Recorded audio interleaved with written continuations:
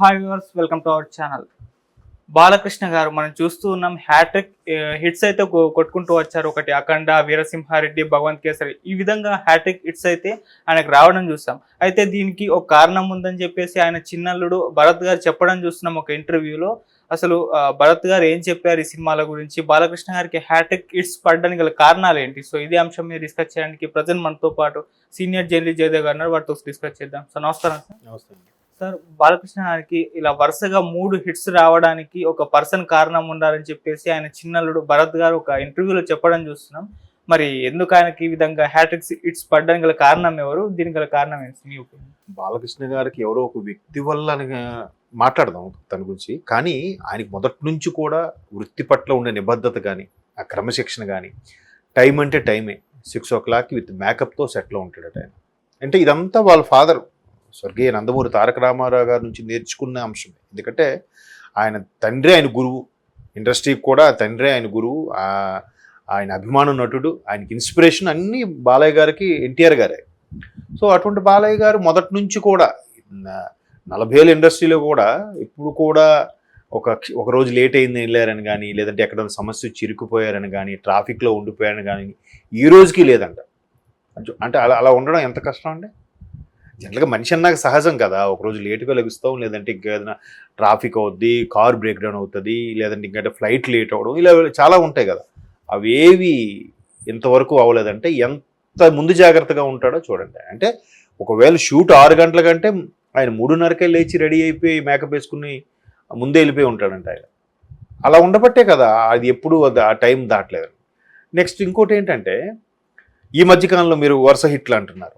60 ఏళ్ళు పైబడిన హీరోల్లో, సూపర్ స్టార్లలో ఈ విధంగా మంచి హిట్లు వరుసగా అందుకున్న హీరోల్లో బాలయ్య బాబు ఉన్నారనుకుంటున్నాను నేను. ఫస్ట్ థింగ్ ఆయన బోలా శంకరుడు అంటారు అందరూ. చాలా అగ్రెసివ్గా కూడా ఉంటాడు ఆయన. షూట్ జరుగుతున్నంతసేపు కూడా ఇంకా పాత్ర మీద లీనమైపోవడమే తప్ప వేరే థాట్ పెట్టుకోడు ఆయన, వేరే ఆలోచన కూడా ఉండదు ఆయనకి.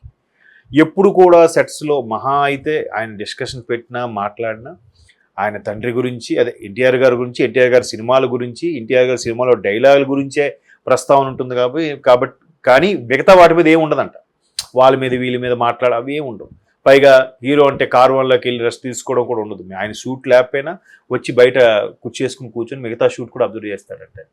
అంటే వాళ్ళు ఎలా చేస్తున్నారు, నెక్స్ట్ సీన్ మనం ఎలా చేసుకోవాలి, అండ్ దానికి ఎలాగ మనం సింక్ అవ్వాలి, ఇలాగే ఆలోచిస్తారంట.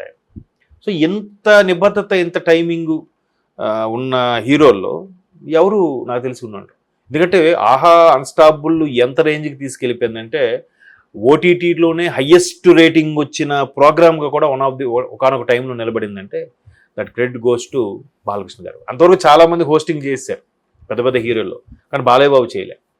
బాలయ్య బాబు రీమేక్ సినిమాలకు కూడా జనరల్గా నచ్చరంట. ఎందుకంటే లక్ష్మీనరసింహ సినిమా ఏదో ఒకటే రీమేక్ చేశారు, కానీ మిగతా ఏవి కూడా రీమేక్ కూడా నచ్చరు. వేరే భాషల్లో అవకాశం వచ్చినా కూడా చేయరు. ఆయన తెలుగు భాష అంటే అంత ఇష్టం.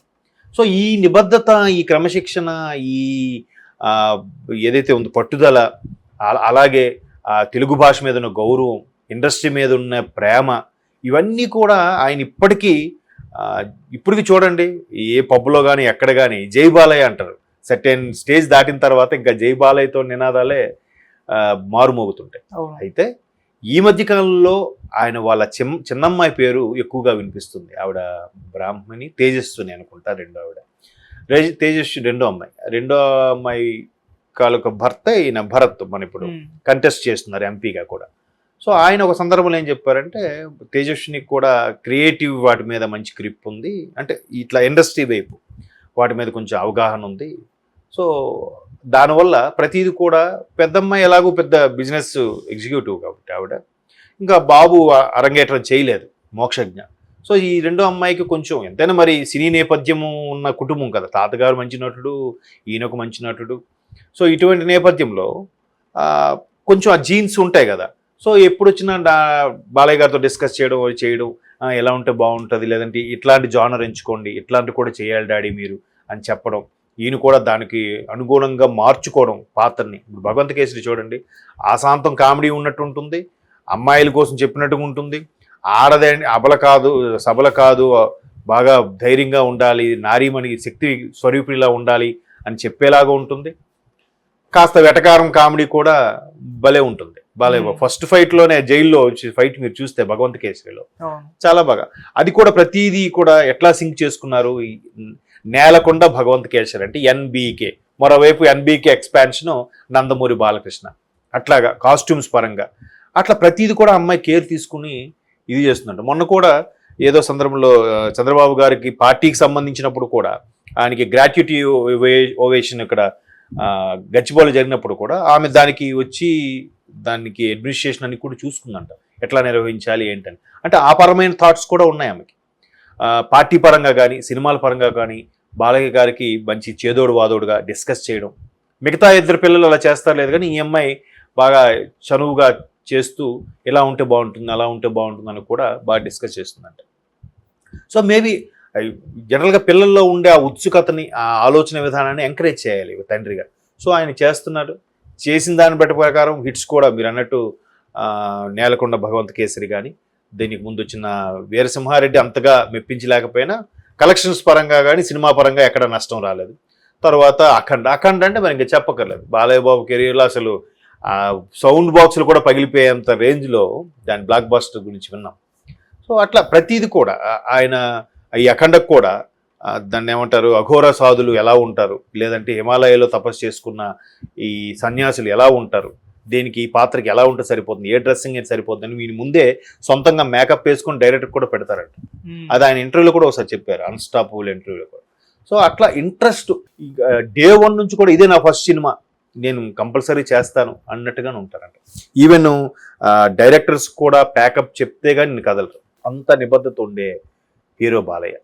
సో దానికి తగ్గట్టుగా ఇట్లాంటి వాళ్ళ చిన్నమ్మాయి లాంటి క్రియేటివ్స్ థాట్స్ ఉన్న వాళ్ళు కానీ ఇప్పుడు వస్తున్న లేటెస్ట్ అప్కమింగ్ డైరెక్టర్స్ కానీ బాలయ్య బాబుతో ఇలా చేయొచ్చు. పూరి జగన్నాథ్ చూడండి, బాలయ్య బాబుతో మామ ఏక పెగల అంటే ఒక యంగ్ జనరేషన్కి ఏ పదంగా ఉంటే బాగుంటుంది అన్నట్టుగా ఆ బాడీ తగ్గట్టుగా క్యారెక్టర్ డిజైన్ చేయడం, దానికి ఈయన ఒదిగిపోయి యాక్ట్ చేయడం. డే 1 నుంచి కూడా ఆ రకమైన మౌల్డ్ చేసుకునే విధానం ఉంది కాబట్టి ఇప్పటికీ అలా జాగ్రత్త పడుతున్నారు కాబట్టి జై బాలయ్యకి ఆ క్రేజ్ ఉంది.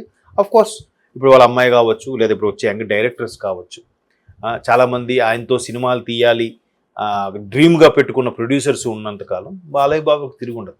60s తర్వాత ఈ స్థాయి హిట్లో ఉన్న వాళ్ళలో మన ఇండస్ట్రీలో ఎవరున్నారు బాలయ్య గారు తప్పితే. ఈవెన్ చిరంజీవి గారికి కూడా కొన్ని 2-3 సినిమాలు నిరాశపరిచి ఆచార్య లాంటి సినిమాలు. సో బట్ బాలయ్య బాబు గారికి అదేం లేదు కదా, అంటే కలెక్షన్స్ పరంగా వాళ్ళకి వచ్చేసి ఉండొచ్చు కాదనట్లేదు.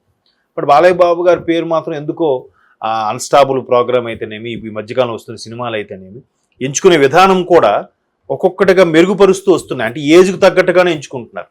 మరీ లవ్ కేటగిరీ లాంటివి కాకుండా, మరీ మాట్లాడితే సుమోలు గాల్లో లేసే లాంటి పాత్రలు కాకుండా ఏజ్ తగ్గట్టుగా ఎంచుకోవడం, ఒక ఫ్యామిలీ ఓరియంటెడ్గా మిక్స్ చేయడం అనేది ఇట్లాంటి బాలయ్య గారు అమ్మాయి వాళ్ళ థాట్స్ మింకిల్ అవ్వడం కానీ, కొత్త కొత్త డైరెక్టర్ల యొక్క అభిరుచులకు అనుగుణంగా ఈయన మారడం, నటించడం, క్రెడిట్ గోస్ టు బాలయ్య గారు ఎక్కువ ప్రయారిటీ. బట్ అటువంటి వాళ్ళు కూడా ఎంకరేజ్ చేయడం అనేది మంచి పద్ధతి.